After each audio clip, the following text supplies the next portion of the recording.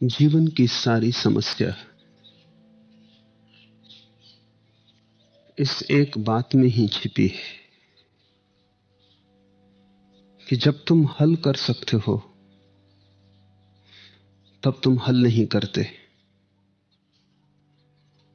जब बात को रोक देना आसान था तब तुम बढ़ाए चले जाते हो, और जब बात सीमा के बाहर निकल जाती तब तुम्हें होश आता है।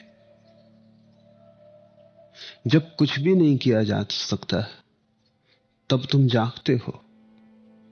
जब कुछ किया जा सकता था तब तुम आलस में पड़े विश्राम करते रहे। तब हजार समस्याएं इकट्ठी होती चली जाती। उन समस्याओं में दबे तुम खंड खंड छितर बितर जाते हो। फिर तुम्हारे जीवन सूत्र का जो संबंध है तुम्हारे भीतर की अंतरात्मा से, जो तुम्हारी कड़ी है, उसका ओर छोर खो जाता है। तब तो तुम छोटी सी समस्या भी हल करने में असमर्थ हो जाते हो, क्योंकि तुम्हारा मन एक विभ्रम हो जाता है, एक कंफ्यूजन। वहां इतनी समस्याओं का ढेर लगा पड़ा होता है। उन समस्याओं से दबे तुम सारी सामर्थ्य खो देते हो। तुम्हारा आत्मविश्वास भी तिरोहित हो जाता है। जो कुछ भी हल ना कर पाया वो कुछ हल कर सकेगा, ये भरोसा भी टूट जाता है। तुम समझने लगते हो कि अपने से हल होने वाला है ही नहीं। और एक बार ऐसी दीनता आ गई कि तुम्हारे पैर के नीचे की जमीन गई, फिर तो तुम उसे भी हल ना कर पाओगे जिसे बच्चे हल कर लेते। हल करने का भरोसा और श्रद्धा ही नष्ट हो गई। इसलिए लाओ से के सूत्र को बहुत गौर से समझना। ये ठीक तुम्हारे लिए है, इसके विपरीत ही तुम करते रहे हो। पहली दफा मुझे, जबकि लाओ से का कोई पता भी न था, एक अजीब से आदमी से इस सूत्र की समझ मिली थी। मैं जब विश्वविद्यालय में विद्यार्थी था तो एक आदमी था गांव में जिसको लोग बन्नू पागल कहते थे। मैं उसमें आकर्षित हो गया था, क्योंकि मुझे वो पागल जैसा नहीं मालूम पड़ता था। भिन्न था, पागल जरा भी नहीं था। लोगों से उल्टा था, पागल जरा भी नहीं था। लोगों को भला मैं पागल कह सकता, उस आदमी को पागल कहना मुश्किल था, क्योंकि उस जैसी प्रसन्नता उसे कभी मैंने रोते उदास नहीं देखा। उसकी चाल, उसकी मस्ती सब खबर देती थी कि कहीं भीतर वो आदमी गहरे में जड़ें जमा लिया है। धीरे धीरे वो साधारणतः किसी से बोलता नहीं था। बाद में जब मेरी उससे निकटता बढ़ गई और उसने मुझसे बोलना भी शुरू कर दिया, और जब वो मेरी प्रतीक्षा भी करने लगा, और जब हम दोनों सांझ सुबह घूमने भी जाने लगे,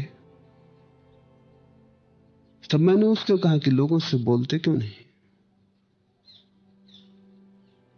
तो उसने मुझे कहा, न बोलने में सुविधा है, बोले कि फंसे। बोलने में उपद्रव है।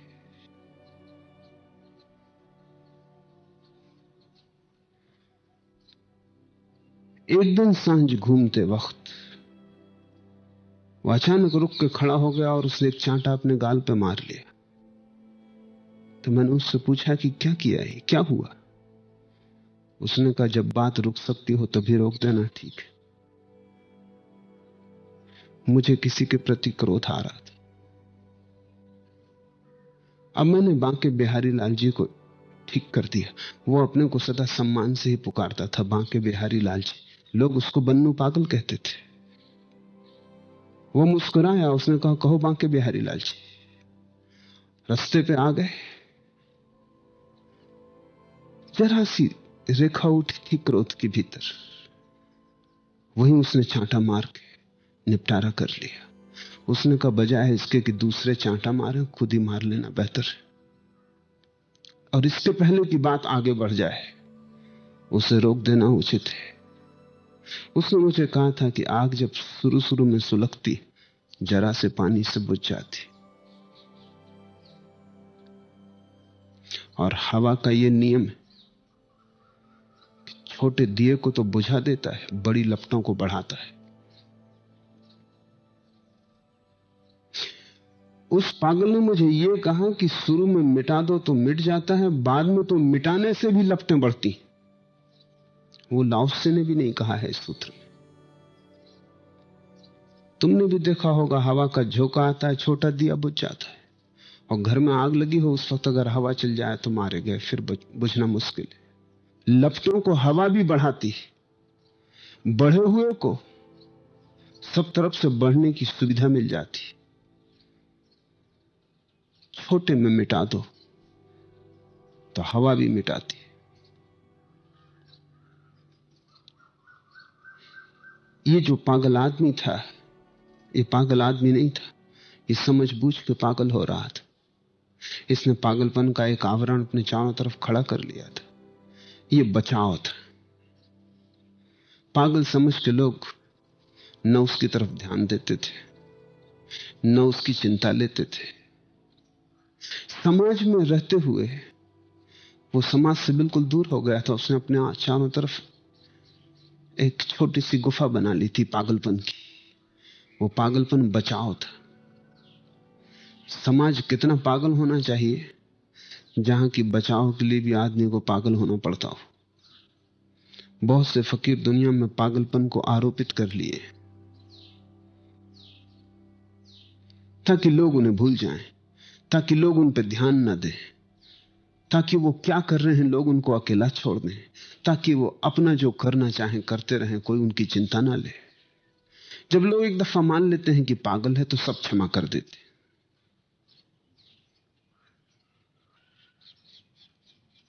ये लाओ त्से का सूत्र और तुम्हारा ठीक इससे विपरीत होना, इन दोनों को समझने की कोशिश करो। जब कोई समस्या उठती है तब तुम क्या करते हो? पहले तो तुम उस पर ध्यान ही नहीं देते। तुम ऐसा रुख रखते हो कि अपने आप चली जाएगी, कोई खास बड़ी बात नहीं, ऐसी सर्दी जुकाम है, मिट जाएगा। क्या चिकित्सक से पूछना है, क्या उपचार करना है? तुम छोटा करके देखते हो। तुम पहले तो उपेक्षा करते हो, टालते हो। तुम पहले पूरी चेष्टा यह करते हो कि अपने आप ही हल हो जाए। कहीं दुनिया में कोई चीज अपने आप हल हुई है? उलझाओ तुम और अपने आप हल हो जाए, ये होगा कैसे? बनाओ तुम अपने आप हल हो जाए, ये होगा कैसे? समस्या तुम खड़ी कर रहे हो, अपने आप हल ना होगी। लेकिन ये मनुष्य का पहला रवैया है। सोचता है शायद कोई चमत्कार घट जाएगा, कोई घटना बदल जाएगी, संयोग बदल जाएंगे, चीज अपने आप हो जाएगी, क्यों झंझट में पड़ना। आदमी मद्देनजर करना चाहता है, कहीं और देखने लगता है। यह पहली प्रक्रिया है कि तुम अपने मन को कहीं और लगाते हो ताकि समस्या दिखाई ना पड़े। और यहीं खतरा शुरू होता है, क्योंकि जिस समस्या को तुमने देखना बंद किया वो तुम्हारे अचेतन में गिरने लगती, वो तुम्हारे अंधकार कुएं में गिरने लगती, वो तुम्हारी जमीन के भीतर उतर जाती, वो अंडरग्राउंड हो जाती। और एक बार कोई समस्या जमीन के नीचे उतर गई, अंधेरे में उतर गई, तुमने देखा नहीं, नजर न दी, ध्यान न किया, वो बीज की तरह उस जड़ जमा लेगी।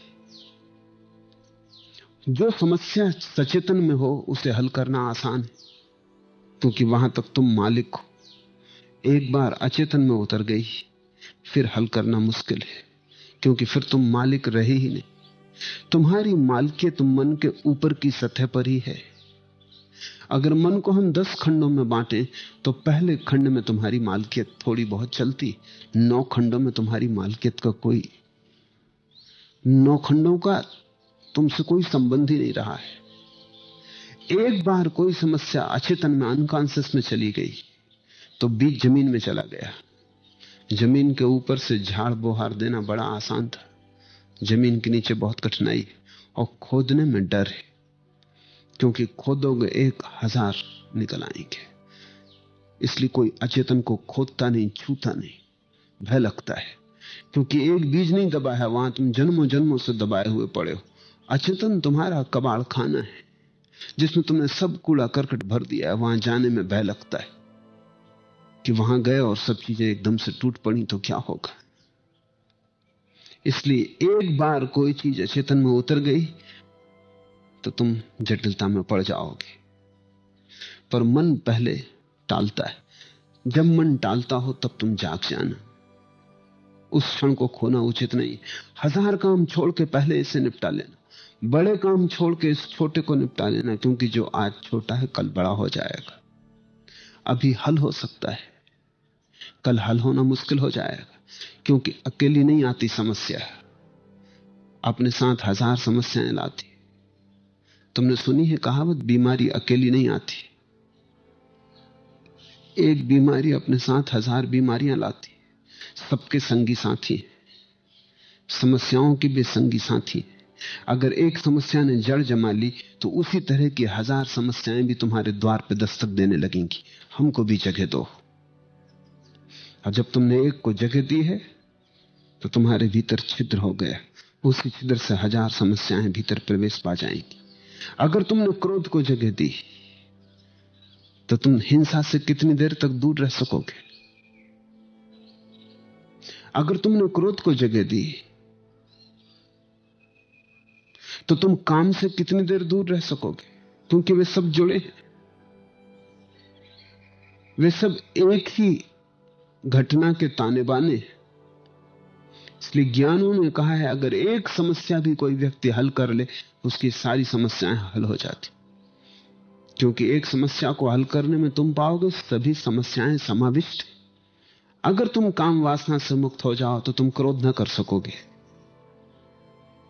क्योंकि काम वासना ही, जब कोई तुम्हारी काम वासना में बाधा डालता है तो क्रोध बन जाती। तुम कुछ पाना चाहते थे और किसी ने अड़चन डाल दी, तुम कहीं जाना चाहते थे, कोई बीच में आ गया, तुम जाना चाहते थे और एक पत्थर की दीवार किसी ने खड़ी कर दी। जो भी तुम्हारे मार्ग में अवरोध खड़ा करेगा उस पर क्रोध आता है। लेकिन अगर तुम कहीं जाना ही ना चाहते थे, अगर तुम्हारी कोई कामना ही ना थी, कोई वासना ही ना थी, तुम कुछ पाना ही ना चाहते थे, तो कौन तुम्हारे मार्ग में अवरोध खड़ा करेगा? कैसे तुम्हें क्रोध आएगा? जिसकी काम वासना नहीं उसको लोभ कैसा? लोभ काम वासना का अनुसंग है, क्योंकि कामी लोभी होगा ही। लोभ का मतलब यह है कि कल की वासना के लिए मैं आज इंतजाम कर रहा हूं, परसों की वासना के लिए आज इंतजाम कर रहा हूं, बुढ़ापे के लिए तिजोरी भर रहा हूं, भविष्य के लिए आज तैयारी करनी पड़ेगी। तो लोभ का मतलब है इकट्ठा कर रहा हूं ताकि कल भोग सकूं। जिसकी काम वासना नहीं है उसका लोभ कैसा? जिसकी काम वासना नहीं उसका कल ही ना रहा, उसका भविष्य ही समाप्त हो गया, उसका समय रुक गया, उसकी घड़ी बंद हो गई। वो यही है आज, और आज पर्याप्त है। आज से ज्यादा की कोई मांग नहीं। जो छोटा सा मिल रहा है वो काफी है, आज के लिए काफी से ज्यादा है। अगर तुम कल को बीच में ना लाओ तो जो तुम्हें मिला है काफी है, तुम समृद्ध हो। अगर तुम कल को बीच में ले आओ तो बड़े से बड़े सम्राट भी भिखारी, क्योंकि कल को कोई भी नहीं भर सकता। कल दुष्पूर है। एक वासना को बदलो, तुम पाओगे और वासनाओं में बदलाहट होने लगी। एक समस्या को हल कर लो, सब समस्याएं हल हो जाती। पहला तो मन कहता है टालो, कल देखेंगे, परसों देखेंगे, ऐसा टालते जाते हो। लेकिन जितना तुम टाल रहे हो उतना समय बीज को मिल रहा है फूटने को, अंकुरित होने को। फिर मन की दूसरी वृत्ति है, जब टालना मुश्किल ही हो जाए, समस्या सामने ही खड़ी हो जाए, तो तुम समस्या से लड़ना शुरू करते हो। पहले टालते हो, वो भी गलत, फिर लड़ते हो। दीवार खड़ी हो, उसके साथ सिर फोड़ते हो, वो भी गलत, क्योंकि समस्या को कोई लड़के हल नहीं कर सकता। तुम लड़े कि समस्या को हल करना असंभव ही हो जाएगा, क्योंकि हल करने के लिए तो शांत चित्त चाहिए। लड़ने वाली वृत्ति तो अशांत है। तो पहले तो क्रोध को पनपने देते हो, फिर जब क्रोध मुश्किल में डाल देता है, सब तरफ जीवन को उलझा देता है, सब तरफ कांटे बो देता है, कहीं भी चलने की जगह नहीं रह जाती, जहां देखो वहां दुश्मनी दिखाई पड़ने लगती है, सारा संसार विरोध में मालूम पड़ता है, जैसे सब तरफ तुम्हारे तरफ कोई षड्यंत्र चल रहा है, सभी लोग तुम्हारी दुश्मनी में खड़े हैं। तब तुम जागते हो, तब तुम दूसरी भूल करते हो कि तुम लड़ने की कोशिश करते हो कि दबा दो क्रोध को, मिटा दो क्रोध को। लेकिन कभी कोई किसी समस्या से लड़के जीता है? समझ लो कि तुम धागे साफ कर रहे थे और धागे उलझ गए, इनसे लड़ोगे? लड़के धागे सुलझ जाएंगे, लड़के तो और उलझ जाएंगे, टूट जाएंगे। एक बार धागे उलझ गए हो तो फिर तो बड़ी ही शांति चाहिए, फिर तो बड़ा मैत्री भाव चाहिए, फिर तो बड़ी सरलता और धीरज से एक एक धागे को निकालोगे तो ही निकल पाएंगे। अगर जरा भी जोर से खींच दिया तो और उलझाव बढ़ जाएगा। धैर्य बिल्कुल नहीं। पहले तुम टालते हो, उसे तुम धैर्य मत समझना, वो धैर्य नहीं है, वो आलस्य है। कहते हो कल कर लेंगे, परसों कर लेंगे, अभी जल्दी क्या है। पहले तुम टालते हो, वो धैर्य नहीं है। कई लोग उसे धीरज समझते हैं कि हम धैर्यवान हैं, कभी भी कर लेंगे, जल्दी क्या है। वो आलस्य है, वो प्रमाद है, वो केवल अपने को धोखा देना है।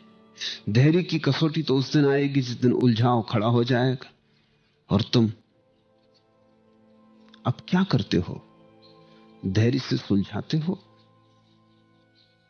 या लड़ते हो?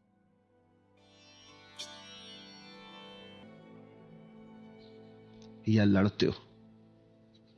तुम लड़ोगे,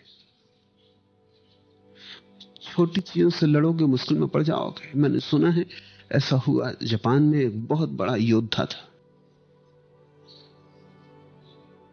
और योद्धा प्रासंगिक है यहां। उसकी तलवार चलाने की कला का कोई मुकाबला न था। जापान में उसकी धाक थी, उसके नाम से लोग कपते थे। बड़े बड़े तलवार चलाने वाले उसके सामने क्षणों में धूल धूसरित हो गए थे। उसके जीवन की एक कहानी है। वो कहानी ज़ैन फकीर बड़ा उपयोग करते, क्योंकि वो बड़ी विचारपूर्ण है और तुम्हारे जीवन से जुड़ी है।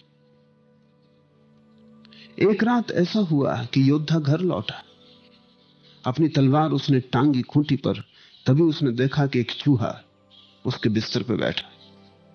वो बहुत नाराज हो गया, योद्धा आदमी। उसने गुस्से में तलवार निकाल ली, क्योंकि गुस्से में वो और कुछ करना जानती ना था। न केवल चूहा बैठा रहा तलवार को देखता, बल्कि चूहे ने इस ढंग से देखा कि योद्धा अपने आपे के बाहर हो गया। चूहा और ये हिम्मत।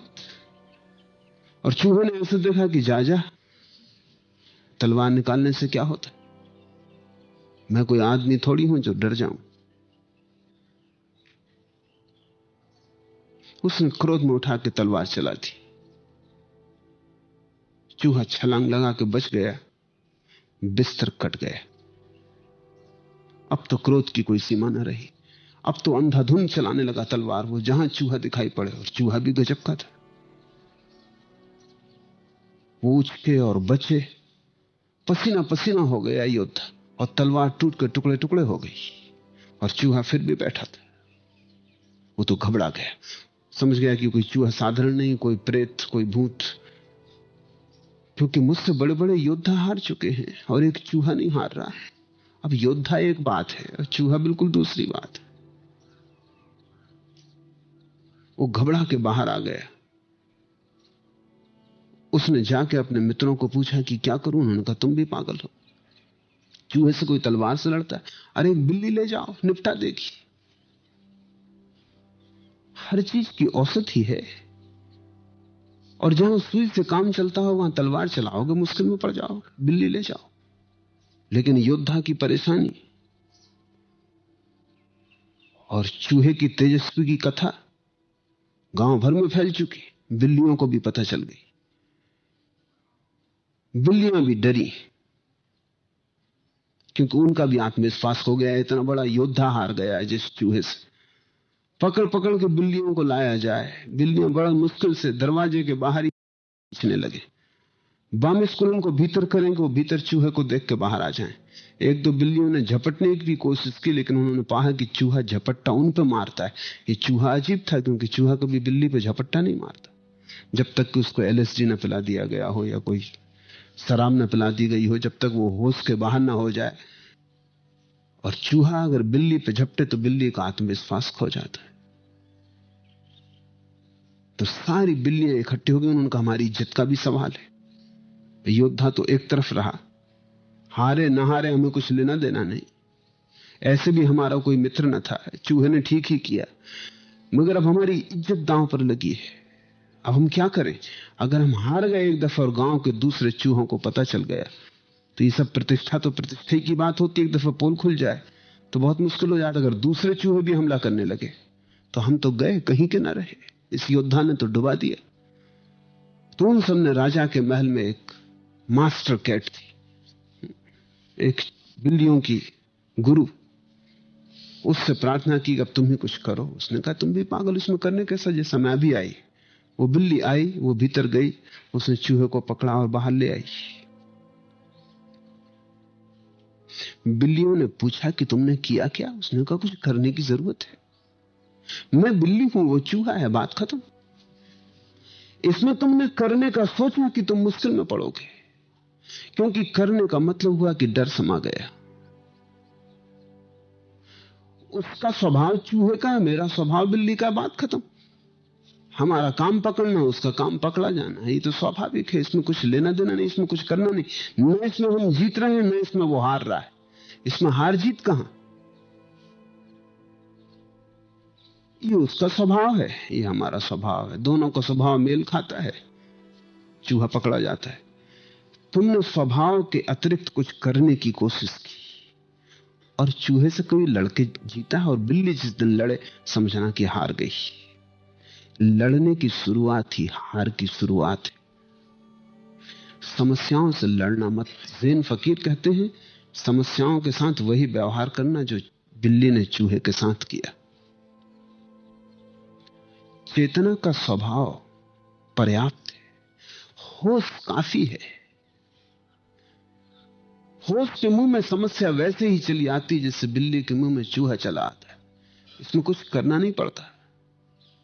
लेकिन तुम योद्धा बन के तलवार लेके खड़े हो जाते। दो कौड़ी की समस्या है, सुई भी जरूरत न थी, तुम तलवार से लड़ने लगते हो, हारोगे। ध्यान रखना, मरीज हो सर्दी जुकाम का और कैंसर का इलाज करोगे तो मारोगे। सर्दी जुकाम तो एक तरफ रहेगा, मरीज मरेगा। सम्यक विधि का इतना ही अर्थ है क्या मौजू है, क्या स्वाभाविक है। लड़ने का सवाल क्या है? किससे लड़ रहे हो तुम?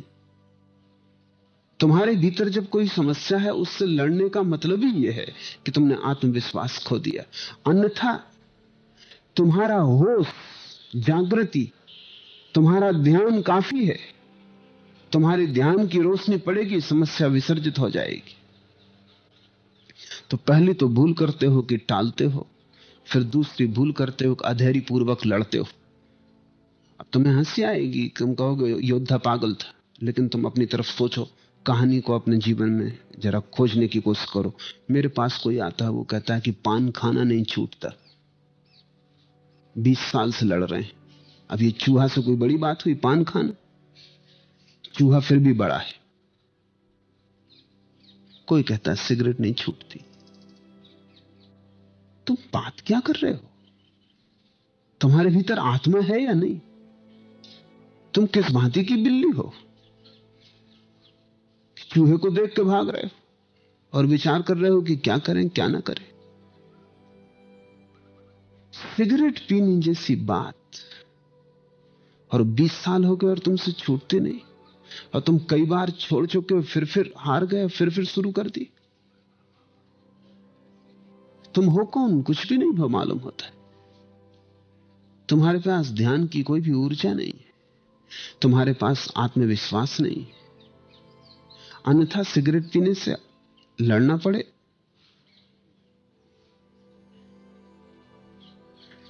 ऐसा हुआ कि आज से कोई 40 साल पहले पूर्वी ध्रुव पर मनुष्य पहली दफा पहुंचा था, और जो यात्री पूर्व ध्रुव पर होकर लौट के आए थे, उन्होंने जब अपनी कहानी कही तो अखबारों में, सारे जगत के अखबारों में बड़ी सुर्खियों से छपी। और उनकी कहानी बड़ी करुणा की भी थी, क्योंकि उनका भोजन चुक गया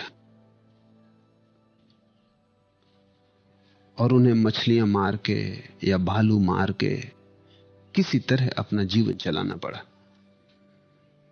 पर सबसे बड़ी हैरानी की बात यह थी कि जो यात्री दल का प्रधान था, उसने कहा हमें भोजन के चुकने से उतनी तकलीफ ना हुई, लोग भूखे रहने को राजी थे, लोग पानी पी के रह लेते थे, लेकिन सिगरेट चुक गई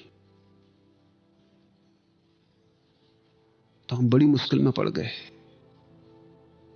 लोग जहाज की रस्सियां काट काट के पीने लगे, और उनको लाख समझाया कि रस्सियां अगर कट गई तो हम पहुंचेंगे कैसे वापस। इन्हीं रस्सियों पर सारा पाल टिका है, लेकिन कोई सुनने को राजी नहीं। पहुंचने की उतनी फिक्र नहीं, मर जाए यहीं इसकी भी चिंता नहीं, लेकिन लोग कहते कि जब तलफ लगती तो हम रुक नहीं सकते। और उन पर पहरा देना मुश्किल था, क्योंकि करीब करीब 90% साथी उस दल के सिगरेट पीने वाले थे। उन पर पहरा कौन दे? रात को रस्सियां कट जाएं। कप्तान इसलिए परेशान था कि अगर ये चला और लोग रस्सियां ही पी गए तो हमारे पहुंचने का कोई उपाय नहीं। एक वैज्ञानिक इसको अखबार में पढ़ रहा था, वो भी सिगरेट का चेन स्मोकर था। उसके हाथ में उस वक्त भी सिगरेट थी जब वो पढ़ रहा था। उसे ख्याल आया कि ये तो बड़ी बेहूदी बात है, अगर मैं भी उस यात्री दल का हिस्सा होता तो मैंने भी क्या रस्सियां पी होती, गंदी रस्सियां, उनको मैं धुएं की तरह पी गया होता। हाथ में सिगरेट थी, उसने सिगरेट की तरफ देखा, अपनी तरफ सिगरेट उसने एस्ट्रे में रख दी, वैसी की वैसी अधजली, और उसने कहा अब मैं उस दिन की प्रतीक्षा करूंगा जब मुझे इसे फिर उठाना पड़े। उस दिन मैं समझूंगा कि मुझ में कोई आत्मा नहीं है। सिगरेट बड़ी है, आत्मा छोटी, बीड़ी बड़ी है, ब्रह्म छोटा।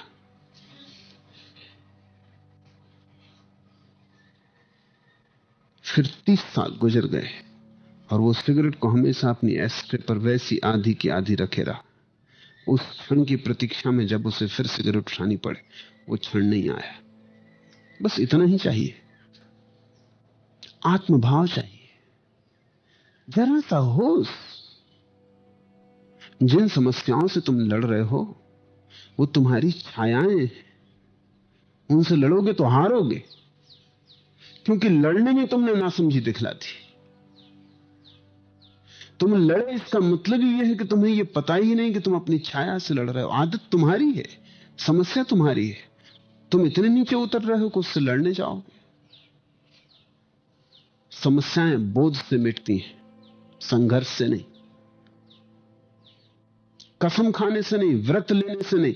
व्रत तो कमजोर लेते हैं, कसमें कमजोर खाते हैं, क्योंकि कसम का मतलब ही यह है कि तुम अपने को बांध रहे हो ताकि भविष्य में तुम्हें भरोसा नहीं है अपना, तो तुम कह रहे हो कि मैं ब्रह्मचर्य की कसम लेता हूं। तुम्हें भरोसा नहीं भविष्य का, कसम लेते हो समाज के सामने ताकि लोग भी ध्यान रखें। कसम लेते हो दूसरों के सामने, ताकि दूसरे के सामने प्रतिबद्ध हो जाने के कारण अहंकार का सवाल अड़ जाए। फिर तुम्हारा अहंकार ही रोकेगा कि इतने लोगों के सामने कसम ली, अब तोड़ें कैसे। तुम अहंकार के माध्यम से अपनी आदतों को बदलना चाहते हो, और अहंकार तो सबसे बुरी और बड़ी से बड़ी खतरनाक आदत है। सिगरेट पीते हुए शायद तुम मोक्ष में चले भी जाओ, क्योंकि मैंने कभी नहीं सुना कि कोई सिगरेट पीने पे मोक्ष के द्वार पर कोई बाधा हो कि धूम्रपान वर्जित है ऐसा लिखा हो। लेकिन अहंकार लेके तुम मोक्ष में कभी भी ना जा सकोगे। जब तुम अहंकार को लड़ाते हो आदत के खिलाफ, तभी तुम भूल कर रहे हो, तब तुम योद्धा की भूल कर रहे हो। अहंकार तो और भी खतरनाक आदत है। तब तो तुम बीमारी का इलाज जो कर रहे हो वो बीमारी से भी ज्यादा खतरनाक है। उससे तो बीमारी बेहतर थी, इतनी बुरी न थी। बीमारी से बच भी जाते, औषधि से न बच सकोगे। आत्मा को जगाओ, अहंकार को खड़ा मत करो। समस्याओं को हल करना हो तो कसमें खा के नहीं, बोध को जगा के। कसमें खाना भी लड़ने की ही तरकीब है। लड़के कभी कोई नहीं जीता, ज्ञान के लोग जीते हैं। और जो ज्ञान से ही हो जाता हो उसके लिए लड़ने की, जद्दोजहद की, व्यर्थ के संघर्ष की क्यों आयोजना करते हो। तो पहली तो भूल होती है टालने की, फिर दूसरी भूल होती है लड़ने की। लड़ने का परिणाम इतना ही हो सकता है कि अगर तुम बहुत जिद्दी हो तो जो आदत तुम्हारे ऊपर थी उसे तुम अचेतन में दबा दो। जो क्रोध बाहर निकलता था उसे तुम भीतर पी जाओ।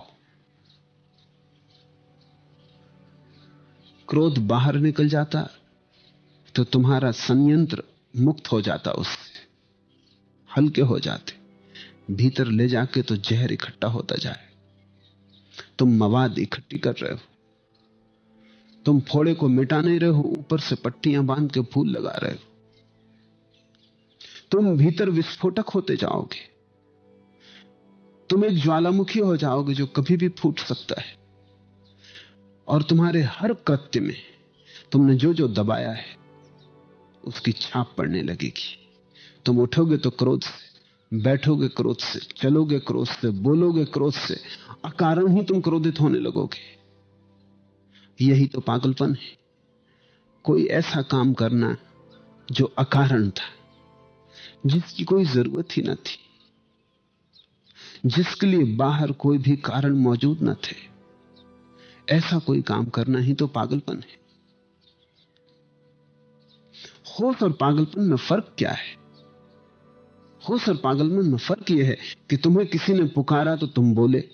अगर पुकारने वाला है तब तो होश, और पुकारने वाला है ही नहीं, पुकार तुमने ही सुनी तो पागलपन। तब तुम बिना कारण बाहर के खोजे अपने भीतर के ही कारणों से जीने लगते हो। बाहर किसी ने गाली दी तब तो ठीक कि तुम क्रोधित हो जाओ, लेकिन कोई गाली दिया ही नहीं और तुम क्रोधित हो जाते हो। जैसे तुम प्रतीक्षा कर रहे थे कि कोई गाली दे, तो तुम व्याख्या कर लेते हो कि जरूर गाली दी गई है। गाली ना भी दी गई हो तो तुम समझ लेते हो कि भाव भंगिमा से पता चलती थी कि गाली वो आदमी देना चाहता था, कि वो छिपा रहा था, कि वो धोखा दे रहा था, लेकिन गाली वो देना चाहता था। कि उसके होठों में लिखी थी, कि उसकी आंख कह रही थी कि वो आदमी ही ऐसा, हम उसे जानते हैं, उसके देने की जरूरत ही नहीं, बिना दिए हम पहचानते हैं कि वो गाली देने ही आया था। तुम व्याख्या करने लगोगे। भीतर के क्रोध को निकालने के लिए कोई न कोई उपाय खोजने पड़ेंगे, और जितना तुम दबाओगे उतने तुम रुग्ण होते जाओगे। जितने तुम रुग्ण होगे उतने ही जीवन के इस महाउत्सव में तुम्हारा सम्मिलित होना संभव हो जाएगा। और तुम्हारे अधिक साधु यही कर रहे हैं, वो दबा रहे हैं और दबा के सोचते हैं परमात्मा से मिल सकेंगे। और जिसने जितने रोग दबा लिए उतना ही परमात्मा से दूर हो जाता है। परमात्मा के निकट तो वही होता है जिसका दमित कुछ भी नहीं है, जो भीतर बिल्कुल खाली है, जिसके अचेतन में कोई रोग नहीं पड़े। वही इस महाविराट उत्सव में सम्मिलित हो पाता, वही नाच सकता है, उसके ही घूंघर बज सकते हैं, उसके ही ओंठों पर बांसुरी अस्तित्व की, उसके ही जीवन में गीत प्रकट होता है। तुम तो डरोगे बांसुरी रखते अपने ओंठों पर, क्योंकि तुम जानते हो भीतर जहर भरा है, वही निकलेगा। तुम गा ना सकोगे, तुम गाली ही दे सकते हो, गीत तुमसे निकलेगा कैसे? गीत की स्थिति नहीं है भीतर निकलने की। तुम प्रेम कैसे करोगे? तुम सिर्फ घृणा ही कर सकते हो।